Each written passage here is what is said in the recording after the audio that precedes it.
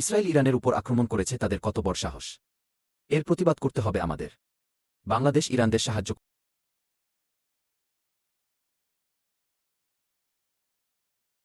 মুই মাত্র নতুন প্রধানমন্ত্রী হইলাম, হইতে না হইতে দুই দেশ যুদ্ধ লাইগা পড়ছে। তোমরা আবেগী বাঙালিরা কিতা শুরু করছো? তোমরা এখানে আন্দোলন করা শুরু করছো কেন? তোমাগো জ্বালায় আর বাঁচি না। তোমরা যারা যারা যুদ্ধ করতে যাইবা, তোমাদের জন্য প্লেনের ব্যবস্থা আমি করতেছি আর অস্ত্র তোমাদের দিয়া দিমু। তোমরা যারা যারা যুদ্ধে যাইতে চাও, কালকে সকাল 9টা বাজে এয়ারপোর্ট আইও। তোমাগরে ইরান পাঠাবো যুদ্ধর জন্য, দেশে আন্দোলন করিও না।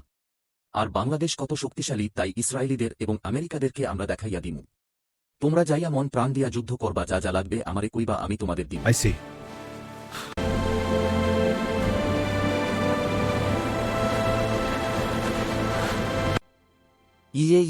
আমরা এখন যুদ্ধের জন্য যাচ্ছি।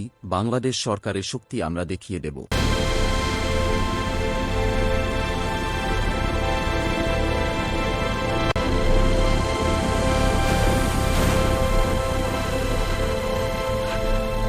স্যার স্যার, আমাদের অস্ত্র কোথায়? আমাদের অস্ত্র দেন।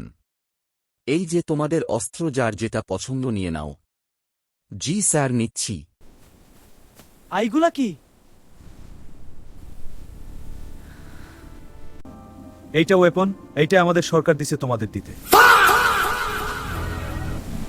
সরকারের সব টাকা মেট্রো, রাস্তা, ডিজিটাল বাংলাদেশ বানাইতে লাগছে। যত টাকা দিছে তা দিয়ে এই ওয়েপন কিনছে।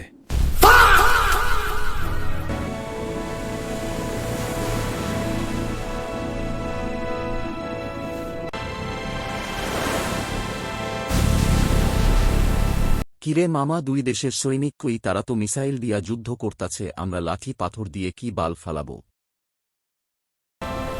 এই অ্যাডভান্স টাইমে আমরা লাঠির পাথর দিয়ে ওয়ার জিতবো।